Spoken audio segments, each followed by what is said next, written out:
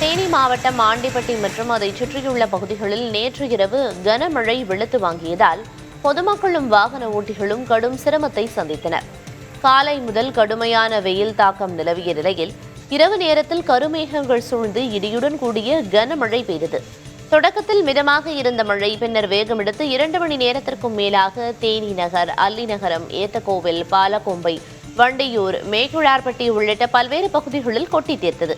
இந்த கனமழையால் ஆண்டிப்பட்டி நகரில் உள்ள குமுளி மதுரை தேசிய நெடுஞ்சாலையின் பேருந்து நிலையம், வைகை சாலை பிரிவு உள்ளிட்ட பல இடங்களில் மழைநீர் குளம் போல தேங்கி பெருக்கெடுத்து ஓடியது.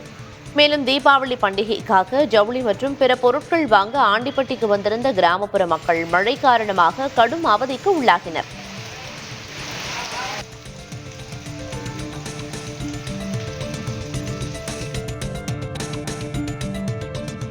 தமிழகத்தில் ஒரு வாரத்திற்கு பல மாவட்டங்களில் கனமழை தொடரும் என வானிலை ஆய்வு மையம் அறிவித்துள்ளது. தென்மேற்கு வங்கக்கடல் பகுதியில் நிலவும் வளிமண்டல மேலடுக்கு சுழற்சியே இதற்கு காரணமாகும்.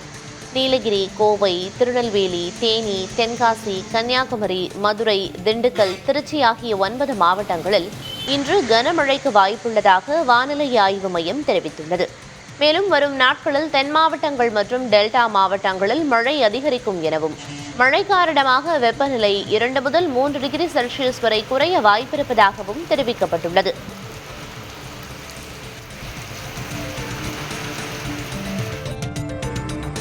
சேலம் மாவட்டம் ஆத்தூர் மற்றும் அதன் சுற்றுவட்டார கிராமங்களான ராமநாயக்கன்பாளையம், கொத்தாம்பாடி, கல்பகனூர் உள்ளிட்ட பகுதிகளில் கடந்த 3 நாட்களுக்கும் மேலாக இரவு நேரங்களில் கனமழை கொட்டி தீர்த்தது.